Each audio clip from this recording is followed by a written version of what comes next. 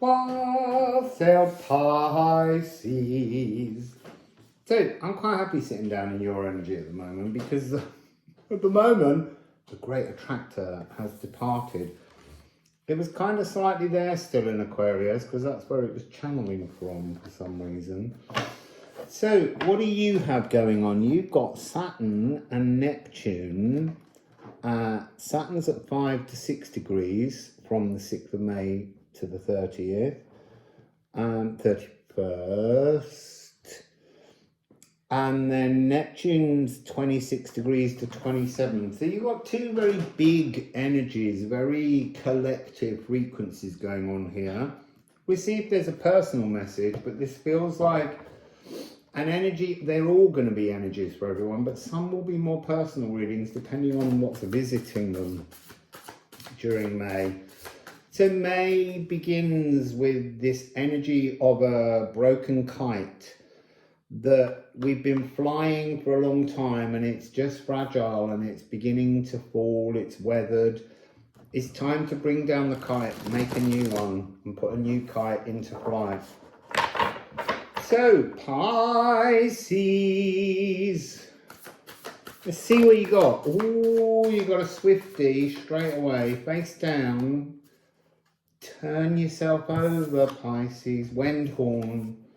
Unbinding. This is to do with Saturn.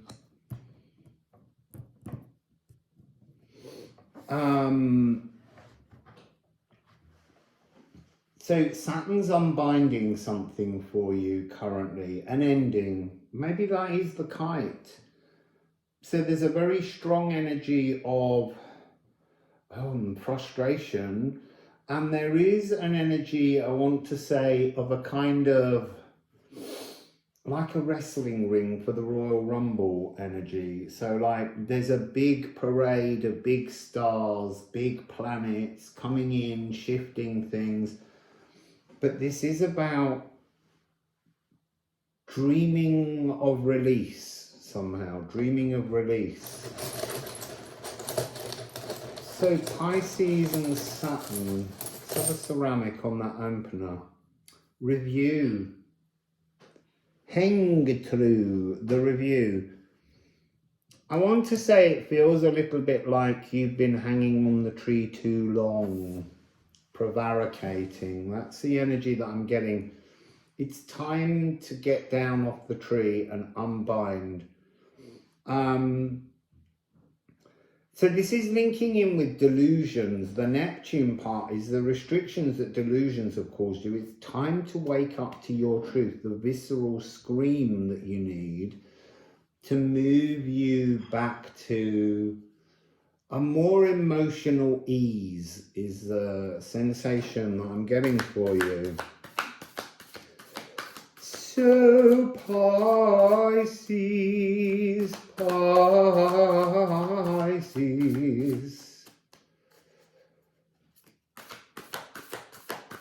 I feel like there's wisdom, unknown wisdom. Oh, and that, just as I said that, that's when the cards came out, as if to stress.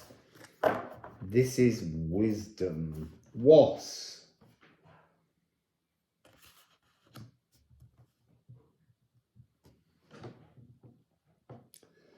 You see, this is the end of the thing. It's almost like you've got this whole of May to work out how you're going to release something, have this scream, this howl, this energy. And it's at the end, when Saturn reaches 6 degrees, that you will start to feel the transformation, the change. Oh, my goodness, look at you with the beautiful energies. So you will begin to sense a new freedom, a new untamable energy. There's something in this about a kind of a shyness to express your inner dreams. And this energy, there's the light returning, this 13 frequency hell card is talking about your new frequency. I think that's the cleanest way of saying it. A freer frequency. There's something that is a wrestling match going on within your own mind here. And by the end of the month, the new energy will rise, it will transform, and it will bring you this greater freedom. Unattainable, untamable, unconfined frequency. So let's get some ceramics. Was. And here we have man. This is yourself, but also rising back into your community, because it's humankind. So this really is talking about, you see, I want to naturally say coming back to you, but I don't think you know who you are. This is what will transform during May. You can win this Royal Rumble. You can defeat anything. And that's interesting because my first Royal Rumble reading back in Portugal a couple of days before my father died was about Lilith and Dark Eve. So that's an energy that's coming back up to be remembered. The freedom of your truth, the freedom of returning. There's kind of like a prodigal return, like an inevitability, but you just need to actually scream a little bit. You need to be a little bit frustrated. It's like that's the energy that will crack open a new resolve within you. Let me just look at numberings.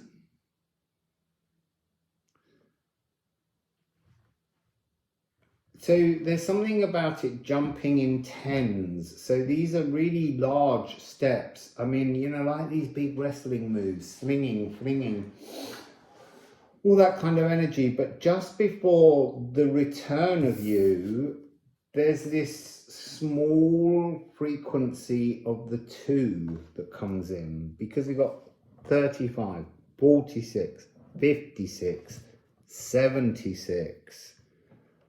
So to begin with, it's a decision to engage in a tussle, and there's something Mars coming through. Where's Mars? In Leo, I think.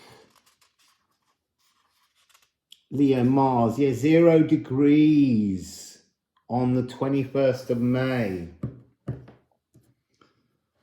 So maybe this transformation begins on the 21st and will bring you into that Gemini energy. Changing of thoughts, mutable air. And then you have explore. I want to say explore your past dreams.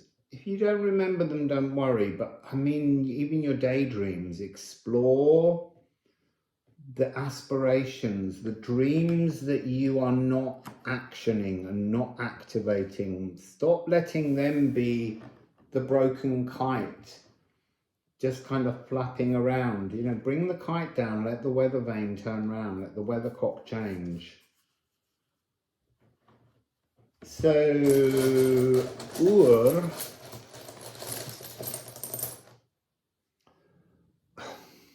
it's so gorgeous. Purifying. There's something about you not believing in the truth of the purification, like you can't fully witness it. This is Watergafal, which is a divine 954.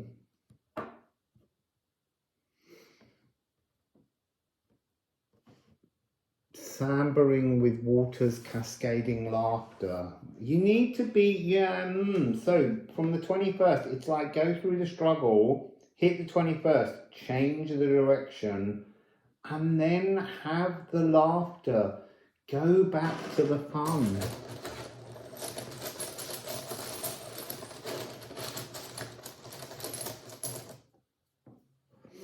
And smelt. Tear. So your return it's an energy of forgiveness and compassion, ancient energy, ancient truths being allowed to wire back into you. I feel like there's this transformation, this reviewing is something from very early on in your childhood. It's some kind of trauma that involves the darkness. Oh, of course it does, and that's why Raza's here. So it's a fear of the dark and what lies within the dark and what lies within your shadows. And so you dream another world because you don't like the reality. But now it's saying it's time to review the shadow and realize that if you stand in your energy and face your shadows, you are the light that will illuminate all your shadows and offer you the transformation. Lovely, gorgeous energy. And look, the light returns. That's your destiny at the moment through the month of May, to bring back your energy, to bring back to your truth, your power, or your power to your truth. So let's get some alchemy of astrology and see what you got there.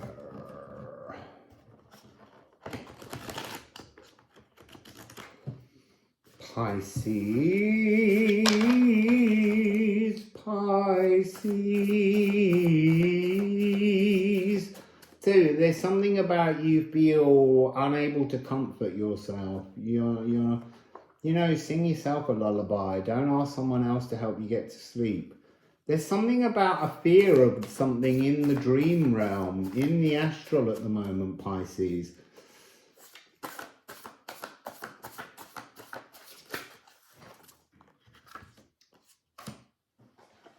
So opening Psyche, seeking the soul's home. So Psyche goes on a very long journey in search of her true love. Oh, and that's interesting. Your true love is you. Your life, your beingness. That's your true love. Ceres is here. Emotional truths. There's something to do with a forgiveness of the mother. I'm picking that up very strongly with the childhood trauma.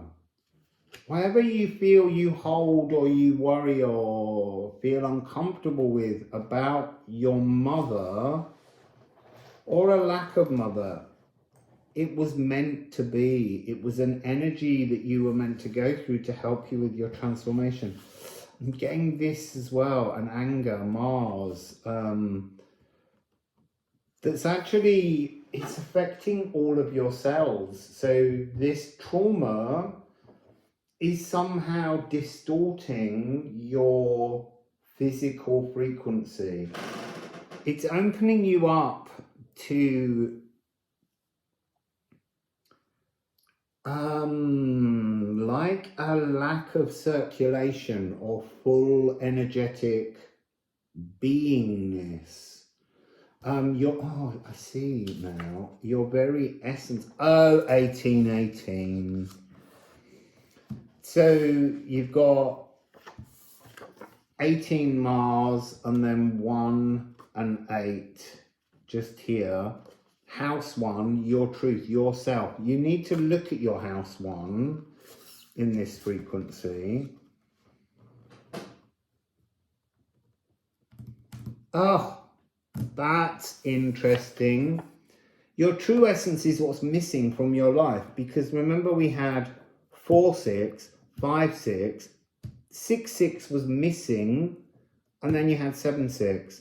You're missing from your own story because you're empowering an anger that's distorting your cells, and you need this tear energy of forgiveness to work through it. So you've got, I want to say, have a look at whether you have enough iron in your diet, but within that I'm also hearing you need to look at whether you have enough copper. You don't need much, we're talking trace elements, but There's something here about the need for the Mars and Venus to return the love, the copper. Venus is copper and Mars is iron, and they're both needed to clean up the blood somehow, the red and white blood cells.